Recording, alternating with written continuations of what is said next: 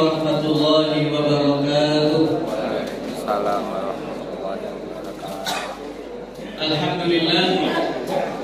Alhamdulillahilladzi arsala rasulahu bil huda wa dinil haqq liyudhhirahu 'ala dini kullih wa kafaa billahi shahida. Asyhadu an la ilaha illallah wahdahu la syarika lah wa asyhadu anna Muhammadan 'abduhu wa rasuluhu alladzi la nabiyya wa la rasula ba'dahu. Allahumma shalli wa sallim wa barik wa an'im 'ala sayyidina Muhammad wa 'ala alihi wa sahbihi ajma'in. Rabbi shrah li sadri wa yassir li amri wa hlul 'uqdatam min lisani yafqahu qawli. Hadirin hadirat Bapak Ibu sekalian, jamaah salat subuh Masjid Al-Bahar yang dirahmati Allah Subhanahu wa taala. Kita bersyukur pada pagi hari ini di suasana yang cukup dengan kekeluargaan ini. Pada pagi hari ini Allah pertemukan kita di sebuah masjid yang sama-sama kita banggakan. Masjid yang senantiasa kita harapkan menjadi tempat bagi kita untuk senantiasa mengingat Allah, dekat dengan Allah dan juga dekat dengan Rasulullah SAW. Siapapun yang terlibat berkontribusi andil di dalam berdirinya masjid ini, semoga Allah Subhanahu wa taala merahmati mereka dan semoga apa yang kita lakukan adalah betul-betul karena mengharap ridha dan pahala dari Allah Subhanahu wa taala. Amin ya rabbal alamin. Yang kedua, Bapak Ibu sekalian rahimakumullah, shalawat salam tidak lupa kita sanjungkan, kita sampaikan untuk Nabi kita Muhammad sallallahu alaihi wasallam. Dan yang ketiga, di samping saya ini ada ketua baru kita, Bapak Den Amin. Untuk bagian peribadatan Bapak Astoni.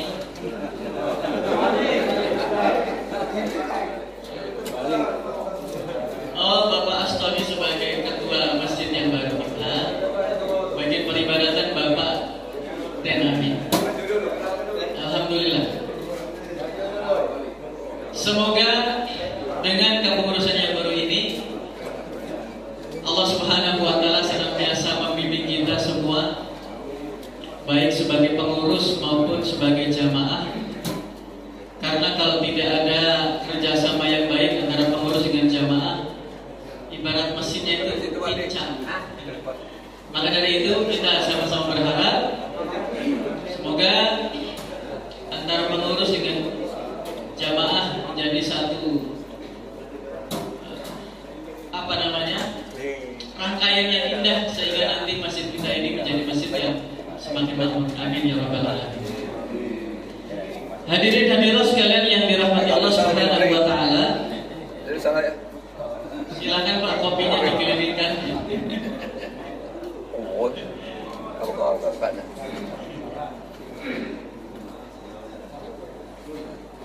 Pak Haji Jamidin mana tadi? Pak Jamidin? Itu ada ringnya di sebelah sana, Pak.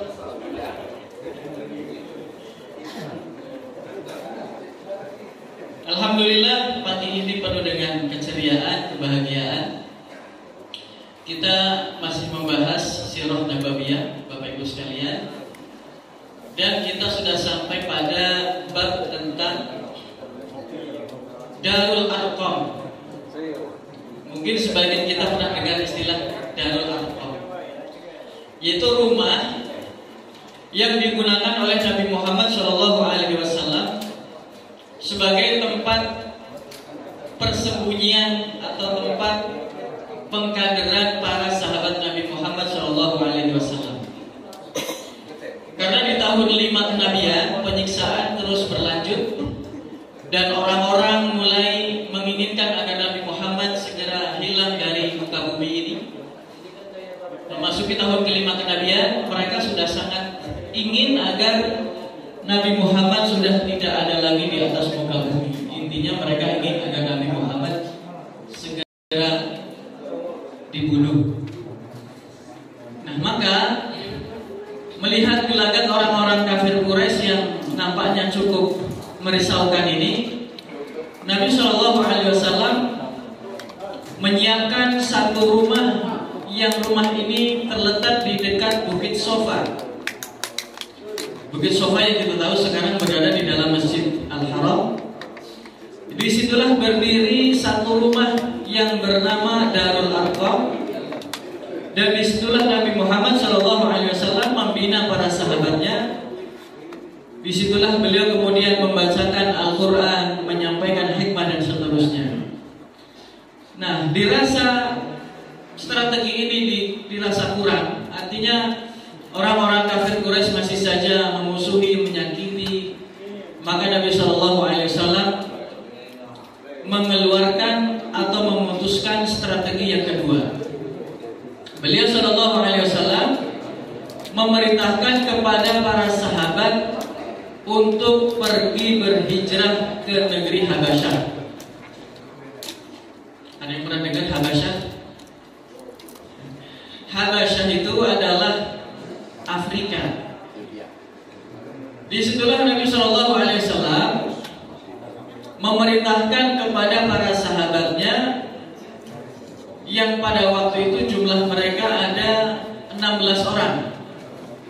12 orang dari kalangan laki-laki dan 4 orang dari kalangan perempuan. Mereka diperintahkan untuk berangkat, dan yang memimpin perjalanan ini langsung Sayyiduna Utsman ibn Affan radhiyallahu anhu. Jadi Utsman itu kan menantunya beliau. Nah, itulah yang ditunjuk oleh Nabi untuk memimpin safar. Nah, di dalam syariat agama kita ternyata yang namanya kepemimpinan itu sangat perlu dan sangat penting. Apalagi untuk sebuah negara, untuk sebuah masjid, untuk sebuah perjalanan pun harus ada pemimpinnya. Namanya amir, ada pemimpin. Untuk menentukan dari sini ke Jakarta, nanti kita berhenti di mana, sholatnya di jamak qashar atau tidak, itu perlu ada pemimpin untuk memutuskan itu. Nah, yang biasa dan yang pernah terjadi selama ini, itu di dalam mobil kita sering saling berdebat. Makan dulu, sholat dulu, gak usah di jamak dan sebagainya. Itu faktor apa? Faktor tidak ada pemimpin. Nah, maka sebelum berangkat diputuskan dulu nih, ada 5 orang yang berangkat ke Palembang pun jaraknya dekat, harus ada yang ditugasi untuk sebagai koordinatornya lah setidaknya, untuk menentukan nanti kita sholatnya di sini, isi bensin di sini, di jamaah atau tidaknya harus sudah diputuskan sejak awal, supaya tidak ada keributan di tengah perjalanan. Keributan kecil itu sebenarnya, cuma nggak pernah kita selesaikan yang seperti ini. Nah, Nabi SAW beliau menugasi menantu beliau Utsman bin Affan untuk memimpin jalannya satu misi yang sangat besar ini, beserta dengan istri beliau yang bernama Ruqayyah. Nah, Nabi SAW beliau pernah menyampaikan kepada para sahabat, wahai sahabat-sahabatku, hijrahlah engkau ke sebuah tempat, fa inna fiha malikan la yudlamu indahu ahad. Hijrahlah ke sebuah tempat yang tempat itu dipimpin oleh orang yang tidak pernah zalim kepada siapapun. Dia tidak pernah memandang agamanya apa, bangsanya apa. Kalau ada orang yang datang ke negerinya, pasti akan dilindungi sama orang itu. Nah, orang itu bernama Ashamah. Ashamah nama orangnya, Najasyi nama gelarnya. Nah, jadi Najasyi itu bukan nama orang, tapi gelar. Gelar untuk pemimpin di negeri Afrika namanya Najasyi. Gelar untuk pemimpin di Mesir namanya Fir'aun. Nah, jadi Fir'aun itu bukan nama, tapi gelar. Kalau gelar pemimpin di Indonesia namanya apa? Presiden, ya kan? Presiden. Ada yang bilang raja. Kalau di Malaysia Perdana Menteri, ya kan? Saudi raja. Nah ini di Afrika namanya Najasyi, gelarnya Najasyi, nama orangnya Ashamah. Mereka itu secara agama mayoritas agamanya Nasrani Pak di Afrika itu. Dan Nabi kemudian memerintahkan kepada para sahabat, hijrahlah ke sana. Aku kasihan sama kalian, menampakkan agama, menunjukkan kamu ibadah begini. Kamu akan disakiti oleh masyarakat Mekah, maka pergilah ke sana. Di sana kamu bisa bebas menjalankan agama, mengekspresikan keagamaan kalian, karena di sana tidak ada seorang pun yang dizalimi oleh raja yang ada di sana. Nah, hijrahlah Pak, sekitar ada 16 orang. Sesampainya di sana tentunya tidak langsung menghadap kepada Najasyi. Mereka sudah istilahnya sudah ditampung dulu oleh para pedagang yang ada di Habasyah. Kan kita bertanya, kenapa hijrahnya kok jauh sekali? Bukankah ada Madinah, ya kan Pak? Ada yang lebih dekat lagi. Mengapa harus ke sana? Harus menyeberangi lautan. Namanya ini perjalanan hidup Nabi Muhammad SAW. Maka para ulama pun akan mengkajinya. Mengapa harus sampai ke sana? Kok jauh sekali tujuan hijrahnya? Setelah digali, ternyata tempat itu adalah tempat yang paling aman untuk hijrah. Dan tempat itu akan dijadikan oleh Nabi Muhammad sebagai pos dakwah beliau yang kedua setelah Mekah dirasa belum berhasil. Nah, kalau Mekah ternyata tidak berhasil, sampai Nabi wafat ternyata tidak berhasil menyebarkan agama ini, setidaknya di Afrika sudah ada markasnya. Kalau nanti di Mekah ternyata diberangus dakwah beliau, habis semua, dibunuh semua para sahabat, maka kan tidak ada sisa. Sehingga beliau butuh markas, pusat untuk dijadikan sebagai tempat berkembangnya dakwah. Maka Afrika dipilih oleh beliau. Nah, alasan yang kedua, ternyata orang-orang Habasyah, mereka ini secara hubungan dagang dengan orang-orang Mekah Quraisy itu sudah terbangun sejak lama. Jadi sudah nggak ada lagi istilahnya kiku atau merasa tidak enak. Begitu masuk ke Afrika, teman-teman Sayyidina Utsman, teman-teman Sayyidina Abdurrahman bin Auf itu sudah siap menampung mereka. Gak usah ke sana, masuk saja rumah saya. Siap, kami siap melindungi kalian. Makan, akomodasi apapun siap, kami yang memenuhinya. Jadi ternyata hubungan dagang antara Mekah dengan Habasyah itu sudah terbangun sejak lama. Makanya ketika mereka datang ke Habasyah itu sudah istilahnya sudah ringan gitu. Sudah banyak teman di sana. Itulah alasan yang kedua mengapa Habasyah. Hadirin hadirat sekalian yang dirahmati Allah Subhanahu wa taala. Di tahun ini Nabi alaihi salatu wassalam tidak biasanya beliau keluar dari rumahnya dan kemudian membaca surat An-Najm. Surat An-Najm ini suratnya pendek-pendek, ayatnya pendek-pendek. Dan ini bagi bangsa Arab adalah satu susunan kalimat yang sangat indah, yang membuat mereka tertegun, heran. Dan ini adalah sesuatu yang sangat berbeda. Biasanya Nabi kalau baca Quran itu ayatnya agak panjang. Mengapa sekarang ayatnya pendek-pendek? Orang Arab sangat mengerti syair. Mereka memperhatikan betul apa yang dibaca Nabi. Dan mereka tidak mampu mengendalikan jiwa mereka. Mereka mengikuti apa yang dibaca Nabi, tertegun, heran, takjub dan sebagainya. Sampai akhirnya Nabi membaca ayat yang terakhir. Yang ayat ini biasa kita gunakan ketika memimpin sholat sebagai ayat sujud tilawah. An-Najm. Wasjudu lillahi wa'budu. Sujudlah kepada Allah dan beribadahlah kepada Allah Subhanahu wa taala. Ini kan ayat sajadah ya. Maka kemudian sujud Nabi Muhammad SAW. Maka sujud pula orang-orang kafir pada hari itu tanpa dikomando. Mereka mau tidak mau harus sujud karena mereka sudah tertegun sejak awal ayat ini sungguh sangat indah. Mereka ikut sujud sama Nabi. Nah, ini akhirnya dijadikan sebagai bahan bulian bagi orang-orang musyrik yang lain yang tidak ikut sujud pada hari itu. Kata orang musyrik yang lain, ngapain kalian sujud? Kalian kan kafir, kalian kan musyrik, kenapa kalian sujud? Itu dihina Pak, dicaci maki Pak Haji.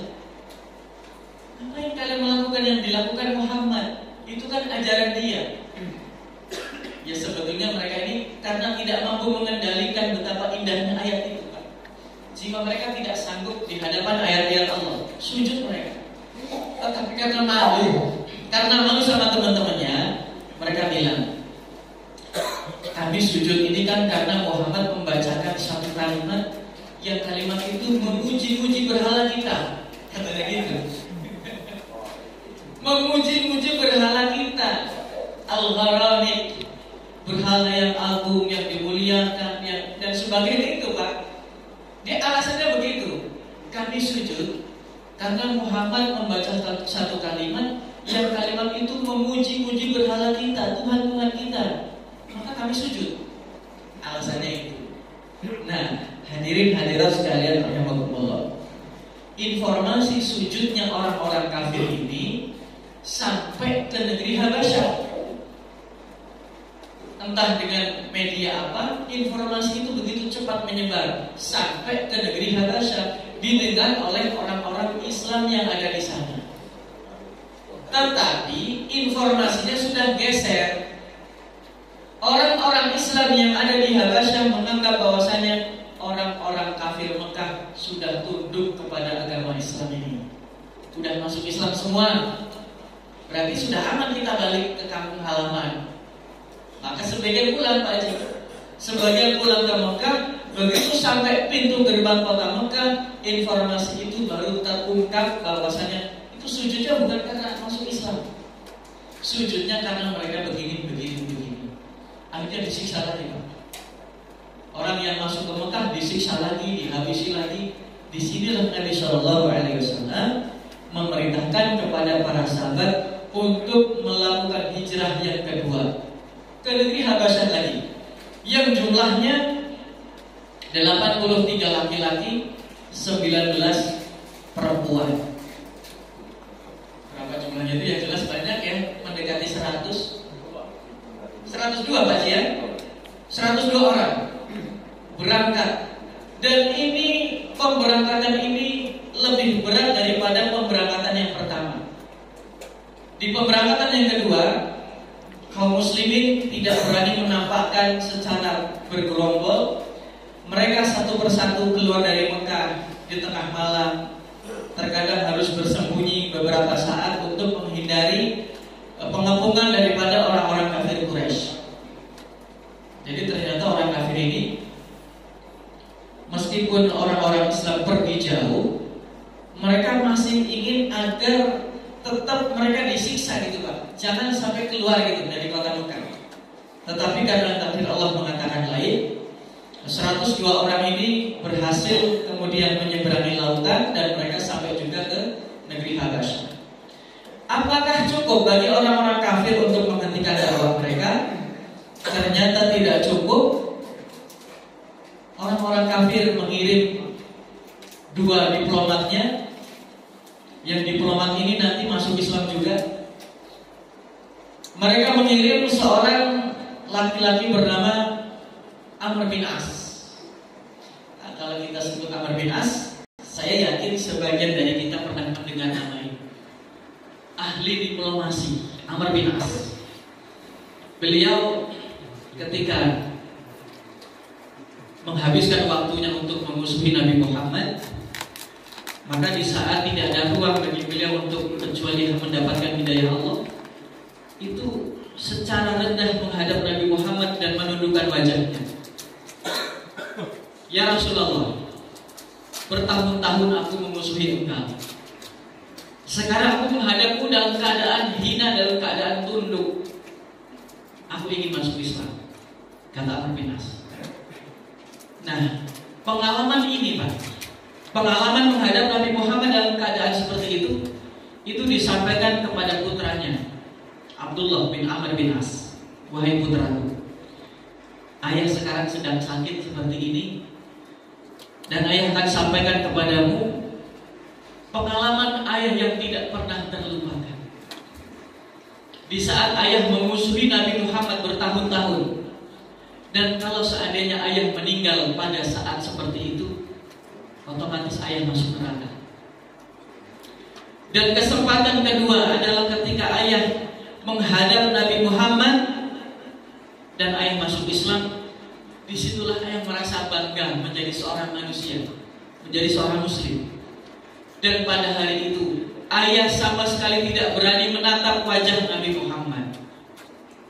Sebelumnya berani sekali Pak sama Nabi Muhammad, mau dihajar aja itu kalau ketemu Nabi Muhammad. Begitu sudah mendapatkan hidayah, jangankan menatap lekat-lekat wajah Nabi Muhammad, sekedar melirik saja beliau tidak sanggup. Itulah Amr bin As. Kemudian beliau wafat dalam keadaan husnul khatimah di dalam rumahnya. Nah, Amr bin As itu diutus oleh tokoh-tokoh kafir, ditemani oleh seorang laki-laki juga bernama Abdullah bin Abi Rabi'ah. Nah, dua orang ini, Bapak Ibu sekalian rahimakumullah, itu datang ingin agar orang-orang yang jumlahnya 102 orang tadi itu dikembalikan ke Mekah. Orang-orang kafir tidak ingin mereka Islamnya berkembang meskipun di negeri jauh. Orang-orang kafir Quraisy ingin agar kaum muslimin kembali lagi ke Mekah untuk dibunuh. Datanglah dua orang ini, Amr bin As dan Abdullah bin Abi Rabi'ah. Mereka mengatakan, wahai Najasyi, kami berdua adalah orang yang diutus oleh paman-paman mereka, oleh tokoh-tokoh mereka, oleh senior-senior mereka. Dan ketahuilah bahwasanya mereka datang ke sini membawa ajaran baru yang tidak pernah ada sebelumnya. Mereka datang ke sini itu tidak ingin memasuki agamamu, wahai Najasyi. Kamu kan agamanya Nasrani. Mereka ke sini bukan untuk masuk agama Nasrani, bukan. Dan mereka juga sudah meninggalkan agama nenek moyang kami. Jadi yang dibawa oleh mereka ini ajaran baru. Dan itu membahayakan keberlangsungan negerimu ini. Maka izinkan kami untuk membawa mereka pulang. Intinya begitu Pak, suruh balik lagi. Tetapi kemudian Najasyi tidak percaya begitu saja. Beliau tetap ingin mendengar informasi dari pihak kedua. Panggillah salah satu perwakilan kaum muslimin untuk menjelaskan apa sebetulnya misi kalian datang ke sini. Datang itu Pak, yang datang Ja'far, kakaknya Ali bin Abi Thalib. Datang, Ja'far datang tugasi untuk menjadi juru bicara pada hari itu. Nah, kalau kita bandingkan Bapak Ibu sekalian, antara Ja'far bin Abi Thalib dengan Amr bin As, itu secara kualitas Ja'far itu jauh sekali Pak di bawah. Negosiasinya sangat lemah, senioritasnya juga sangat lemah. Tetapi Islam membuktikan Ja'far mampu menandingi Amr bin As pada hari itu. Ja'far datang, mereka sudah khawatir, Ja'far apa yang mau kamu bicarakan? Di hadapan seorang Amr bin As yang kita tahu kualitasnya, kredibilitasnya selama ini. Kata Ja'far, apapun yang pernah diajarkan Nabi Muhammad kepadaku akan aku sampaikan di hadapannya. Hanya sampai sama. Najasyi bilang, Ja'far, aku dengar kabar dari Amr bahwasanya kamu ini datang ke sini membawa ajaran baru ya. Agama yang kalian belum pernah memasukinya dan kami pun asing mendengarnya. Agama apa itu? Nah, kalau kita ditanya agama apa itu, maka kita kan akan menjawab agama Islam, ya kan? Tapi Ja'far tidak menjawab dengan itu, Pak. Inilah kehebatan diplomasinya Ja'far. Ja'far menjawab, wahai paduka raja, kami dengan dua orang itu dulu adalah satu kesatuan. Kami dulu sama-sama memakan bangkai. Maksudnya makan bangkai itu menyembelih binatang tanpa menyebut asma Allah. Maksudnya begitu, bukan berarti bangkai yang sudah busuk kita makan. Sama-sama memakan bangkai kami, menyembelih binatang tanpa menyebut asma Allah. Dan yang kedua, kami sama-sama terbiasa melakukan perbuatan zalim. Wa ya'kuluna minat ta'if, wa ya'kuluna al-khawiyyu minat ta'if. Kami ini Pak, menindas yang lemah, dan itu sudah menjadi kebiasaan kami. Kami itu sama dulu antara kami dengan orang itu. Dua orang itu sama. Menyembah berhala iya, berzina iya, khamar iya, merendahkan wanita juga iya. Kemudian pada suatu masa datanglah seorang utusan Allah, yang orang itu sudah kami kenal sejak kecil, tidak pernah berbohong, tidak pernah berdusta barang satu kali. Dan ternyata orang itu mengajak kepada kami untuk masuk ke dalam agama yang sangat indah. Kami diperintahkan untuk meninggalkan berhala, meninggalkan khamar, menjalin silaturahim, jangan zalim lagi sama orang lain. Dan kami tertarik dengan yang itu daripada dengan yang ini. Maka setelah kami bergabung dengan orang itu, dengan orang yang bernama Muhammad, Nabi kami tiba-tiba menjadi orang yang sangat dimusuhi oleh mereka berdua. Dan kami dapat informasi dari Nabi kami bahwasanya negerimu adalah negeri yang paling aman untuk dijadikan sebagai tempat tinggal. Nah, jadi keterangan ini Pak, begitu jelas Pak dalam pikiran Najasyi. Kalau begitu berarti Ja'far yang betul, Amr bin As yang salah. Akhirnya Amr bin As mendapatkan satu kalimat daripada Najasyi. Amr, meskipun kamu teman saya, itu kan teman Pak Yasin, teman akrab. Najasyi sama Amr bin As itu sahabat dekat, sudah sejak lama hubungannya itu. Amr, kamu meskipun teman saya, tapi untuk informasi ini aku lebih percaya kepada Ja'far. Maka kalian berdua, Amr dan Abdullah bin Abi Rabi'ah, kembalilah ke Mekah. Orang-orang ini jangan kalian bawa, akan aku lindungi sampai kapanpun. Amr bin As, namanya beliau ini ambisinya sangat tinggi. Dia tidak putus asa di situ. Dia masih nunggu besok. Kata Abdullah bin Abi Rabi'ah sebagai orang yang secara senioritas di bawahnya Amr, apa yang mau kamu lakukan lagi? Sudah cukup, kita akan berhasil. Kata Amr, aku masih punya satu senjata lagi untuk melumpuhkan orang-orang Islam itu. Apa itu? Aku ingin sampaikan kepada Najasyi bahwasanya orang-orang Islam memiliki pendapat yang berbeda tentang Isa putra Maryam. Nah ini senjatanya nih. Besok tunggu lagi Pak. Loh kamu kok belum pulang Amr? Kan sudah saya minta untuk pulang. Najasyi, saya masih punya satu alasan lagi mengapa mereka harus pergi dari negeri ini. Apa?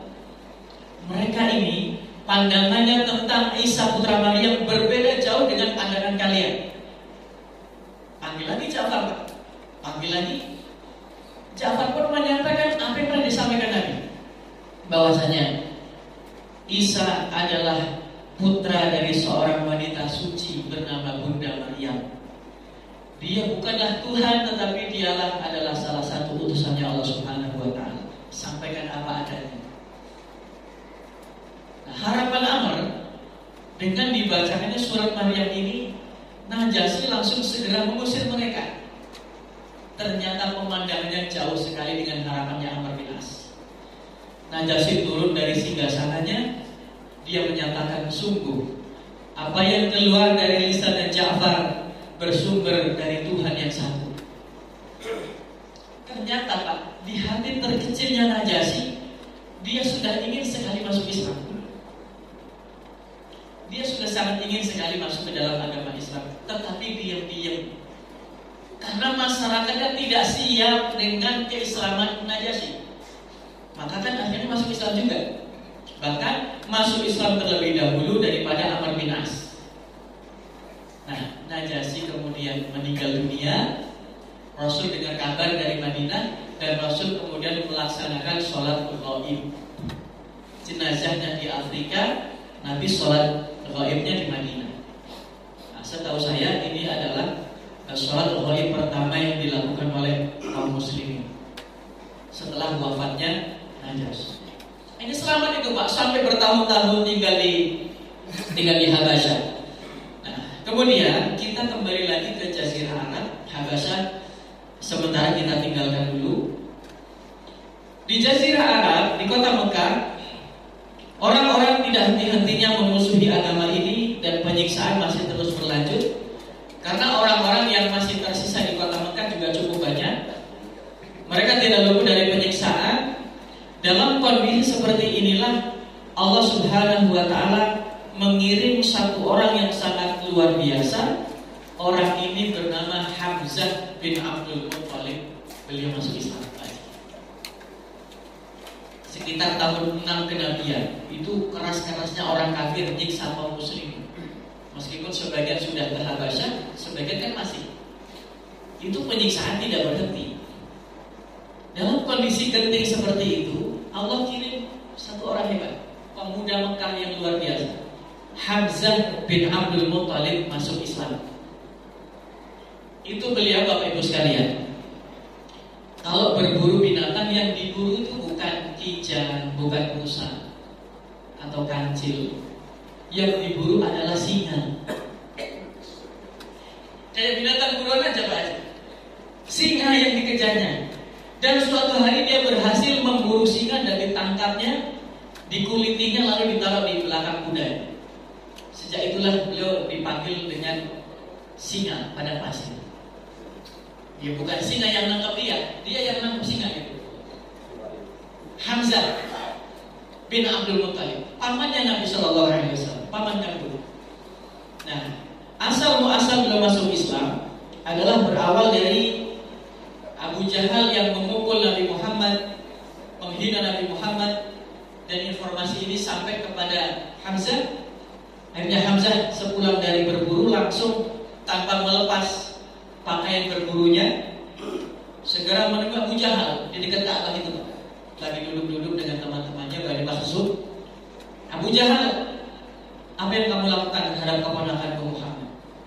Kamu katanya melakukan ini. Ternyata Abu Jahal mengakui.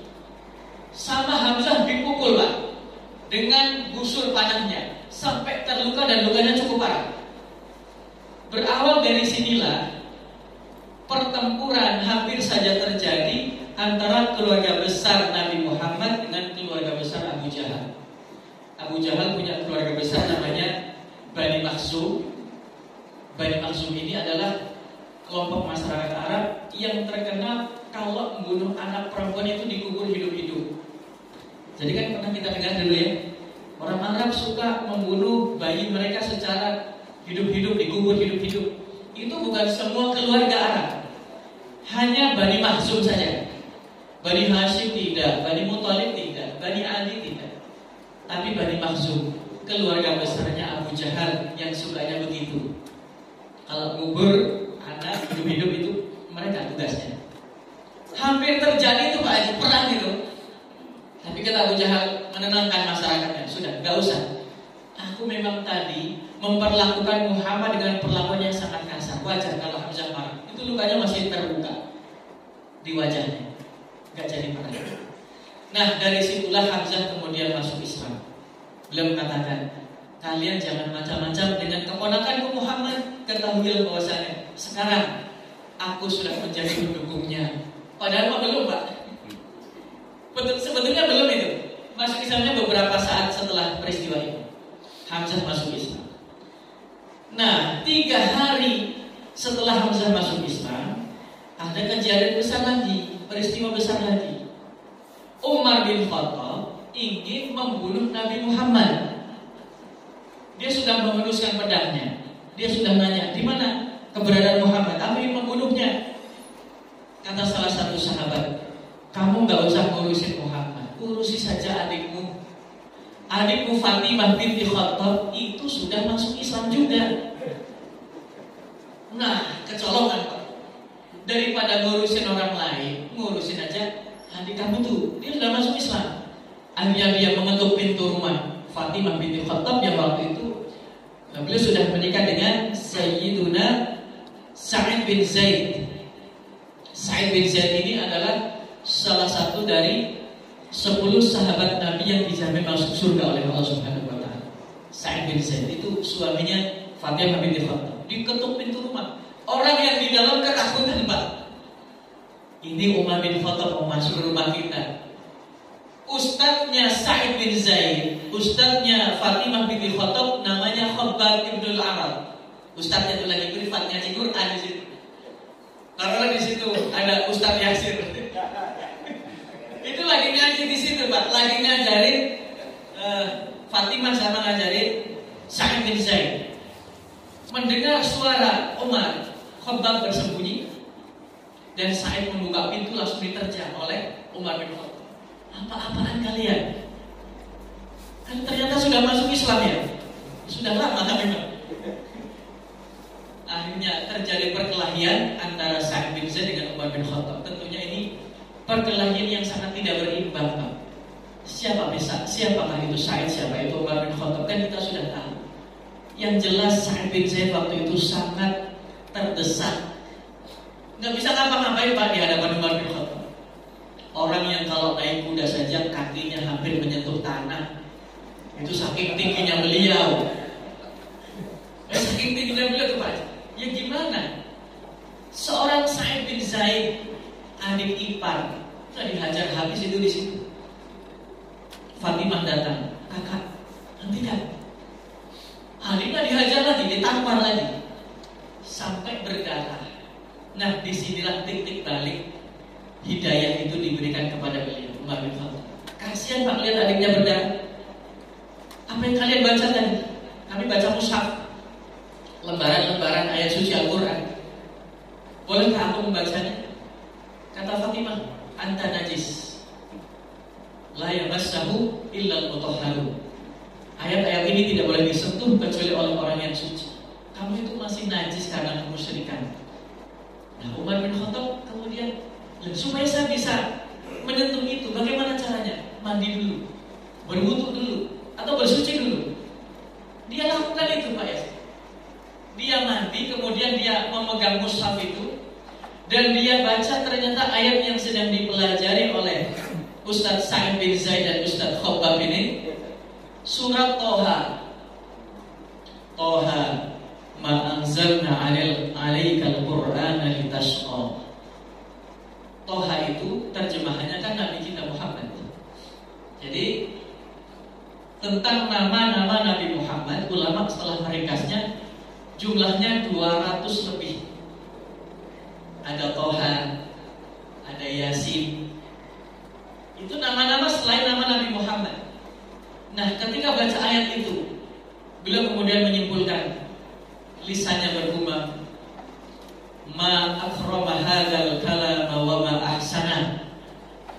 Betapa indah dan betapa mulianya ayat-ayat ini. Tolong tunjukkan kepadaku di mana sekarang keberadaan Muhammad. Aku ingin masuk ke dalam agama yang indah ini. Diangkat itu, Pak. Waktu itu di rumahnya Arqam bin Abil Arqam yang tadi dijadikan sebagai pusat pengkaderan para sahabat. Masuk situ, Pak. Seisi ruangan tidak ada yang berani menyambut ketukan pintu itu karena tahu di luar adalah Umar. Gak ada yang berani. Yang berani cuma 2 orang.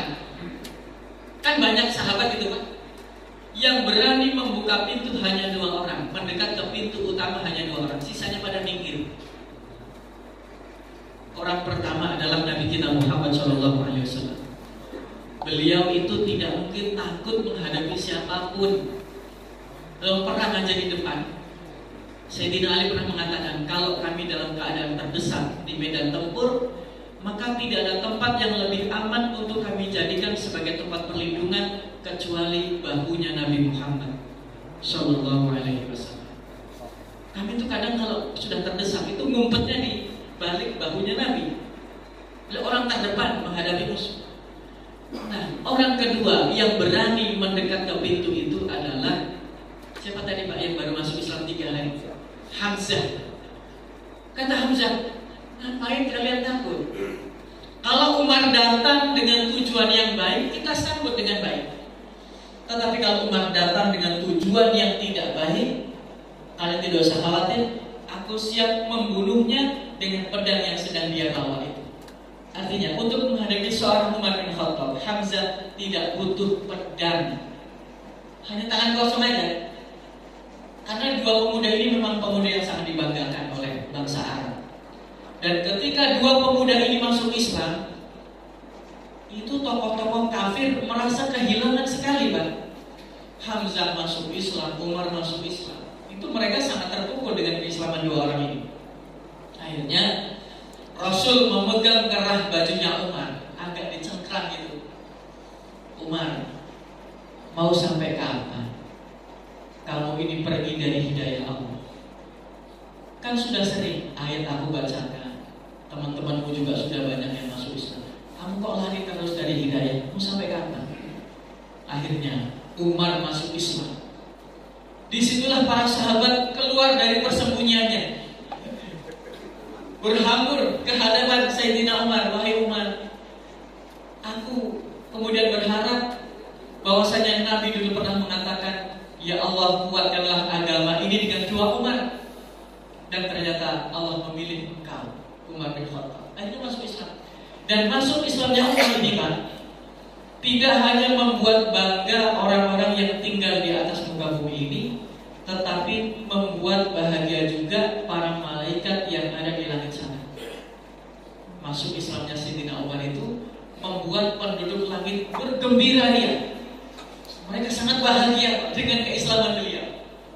Bagaimana tidak? Umar bin Khattab adalah orang yang ketika telah membaca ayat-ayat Allah, dia efeknya itu sampai berhari-hari, Pak. Baca ayatnya sekarang, besok kayak orang sakit, sampai pingsan-pingsan. Itu efek dari bacaan Qurannya beliau. Sahabat sampai gotong, kadang digotong ke kamar. Waktu ditanya, wahai Khalifah, kenapa Anda sampai seperti ini? Apakah Anda sakit? Aku ini gak sakit, tapi kemarin beberapa hari yang lalu aku baca ayat tentang ini, dan ayat itu masih membekas di dalam jiwaku. Nah, kalau kita kan lewat aja, Pak, aja. Lewat aja, Pak Sony. Pertama, memang kita ini bukan bangsa Arab ya. Artinya kita tidak begitu paham dengan apa yang kita baca. Yang kedua, memang ya jiwa kita belum begitu masuk tentang ayat yang kita baca. Sayyidina Umar efeknya bisa berhari-hari. Baca ayat besok masih dirasakan. Nah, Umar bin Khattab beliau ini setelah masuk Islam, para sahabat mereka menjadi bangga sekali dengan keislaman mereka. Salah satu sahabat menyaksikan atau mengatakan bahwasanya setelah keislamannya Umar bin Khattab, kami menjadi orang yang lebih percaya diri memeluk agama Islam. Kami biasanya tidak pernah sholat di Ka'bah. Setelah Umar masuk Islam, kami sholatnya di Ka'bah. Pede.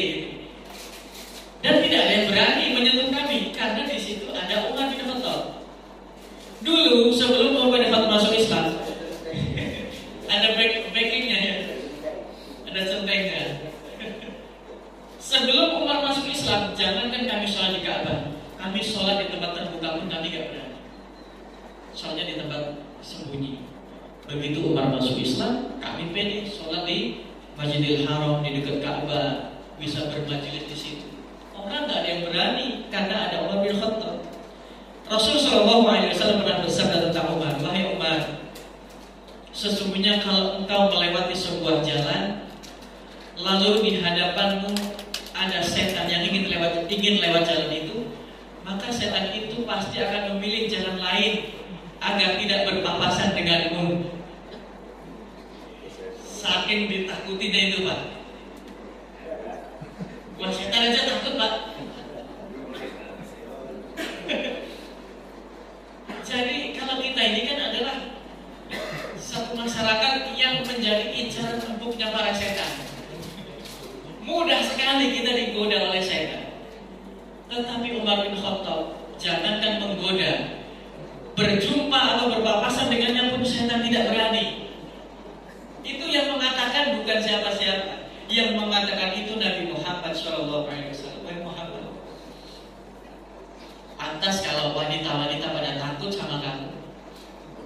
Ini kan hadis ini bersumber atau asal muasalnya ketika istri-istri Nabi sedang kumpul di majelisnya Nabi. Ada Abu Bakar masuk, istrinya Nabi masih ngobrol biasa, bersenda gurau, ngobrol biasa. Sayyidina Utsman masuk, biasa masih pada ngobrol. Begitu Sayyidina Umar masuk, mereka diam. Enggak ada yang berani komentar, Pak. Sayyidina Umar masuk, padahal istri-istrinya Nabi. Kurang apa lagi kemuliaan istri-istri Nabi itu ngomong gak berani karena ada Umar masuk majelis itu. Umar marah, tersinggung Pak beliau. Kalian ini kok lebih menghormati saya daripada menghormati Nabi? Tadi ada Nabi, ada Utsman, ada Abu Bakar, kalian biasa ngobrol. Begitu saya masuk, kok kalian diam? Kalian jangan begitu. Kalian berarti lebih menghormati saya daripada menghormati Nabi. Rasul menenangkan Umar, gak usah khawatir. Jangankan perempuan-perempuan itu, syaitan saja, syaitan itu ingin berhadapan-hadapan denganmu, gak berani. Kalau ada sebuah jalan yang kamu melewati jalan itu, dan syaitan pun akan melewati jalan itu, otomatis syaitan akan balik arah, putar balik istilahnya, untuk cari jalan lain supaya tidak berhadapan-hadapan denganmu. Kamu itu memang ditakuti, apalagi sama wanita-wanita. Sama setan aja setannya takut. Itulah Sayyidina Umar bin Khattab. Beliau memimpin kaum muslimin dalam keadaan istilah kita baldatun thayyibatun wa rabbun ghafur. Makmur kaum muslimin pada zaman itu. Memang pernah terjadi ada wabah namanya wabah Amwas. Kalau kita mungkin wabah COVID-19 itu. Dan itu lebih ganas daripada COVID. Di masa Sayyidina Umar pernah terjadi itu Pak, ada wabah seperti itu. Paginya terserang, sorenya meninggal. Sorenya terserang, paginya meninggal. Ribuan yang wafat. Nah, Umar bin Khattab ketika masa-masa itu beliau tidak makan kurma, tidak makan gandum. Yang dimakan hanya minyak samin, minyak samin. Sampai kulit beliau itu berubah menjadi hitam. Dan beliau sempat menusuk perutnya dengan tongkatnya itu. Ngomong begini, wahai khalifah, wahai amirul mukminin, kamu tidak boleh makan sebelum rakyatmu makan. Akan aku biarkan perut ini lapar sebelum aku mampu memberikan makan kepada masyarakat Madinah. Itu sampai kulitnya berubah jadi hitam. Yang dimakan hanya itu, hanya minyak samin. Seberapa sih kekuatan minyak samin untuk menopang fisik kita? Itu Sayyidina Umar. Dan beliau Pak memiliki ciri-ciri. Di garis di bawah matanya itu ada garis berwarna hitam, seperti selokan begitu. Dan itu ternyata adalah garis saking seringnya mata air atau air mata itu sering mengalir di garis itu. Memang orangnya temperamental ya, mudah sekali kemudian meledak-ledak. Tetapi di sisi lain hatinya sangat lembut. Beliau tidak suka melihat ada orang lain susah, ingin segera bantu. Dibacakan ayat suci Al-Quran tentang azab dan sebagainya, itu beliau sedikit bukan main. Maka beliau ini menjadi sahabat Nabi yang mulia di level kedua setelah Abu Bakar. Jadi di wajahnya ada semacam garis hitam yang itu menandakan bahwasannya kathratul buka li khaufillah. Saking seringnya nangis karena takut kepada Allah Subhanahu wa taala. Hadirin hadirat sekalian yang dirahmati Allah Subhanahu wa taala. Ini jamnya benar gak nih? Memang benar Pak Stoni? Sudah agak ngos-ngosan ini, ternyata masih setengah 6 aja. Nah, Bapak Ibu sekalian yang dirahmati Allah Subhanahu wa taala. Pertemuan kita akhiri sampai di sini dulu. Sudah terlama saya Pak. Baiklah. Iya, karena membahas Sayyidina Umar.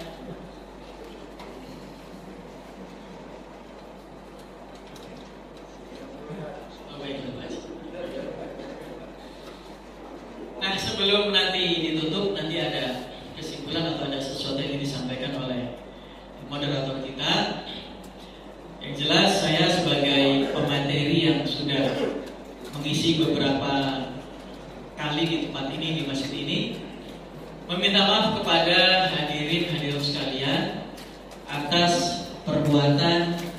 sikap, tingkah laku, ucapan dan sebagainya yang tentunya ada yang tidak berkenan di dalam hati Bapak Ibu sekalian, maka saya sekali lagi mohon maaf yang sebesar-besarnya. Dan yang kedua, saya mengucapkan ribuan terima kasih atas kontribusinya, atas perhatiannya, atas sambutannya dari Bapak Ibu sekalian. Semoga Allah Subhanahu wa Ta'ala memudahkan setiap langkah kita untuk senantiasa menegakkan agama Allah Subhanahu wa Ta'ala. Demikianlah yang bisa saya sampaikan untuk selanjutnya. Karena ini ada kepengurusan baru, silakan nanti kepengurusan baru membahasnya. Dan yang ingin saya harapkan adalah upayakan agar majelis ilmu tidak berhenti. Entah itu majelis ilmu fikih atau tauhid atau Al-Quran, jangan sampai berhenti. Nah, tidak harus sirah nabawiyah, tetapi subuh ini, Sabtu subuh ini permintaan pribadi saya harus diteruskan. Tidak harus sirah nabawiyah juga, bisa fikih, bisa tauhid, bisa yang lainnya. Kan begitu banyak Pak kebutuhan kita sebagai kaum muslimin, itu banyak.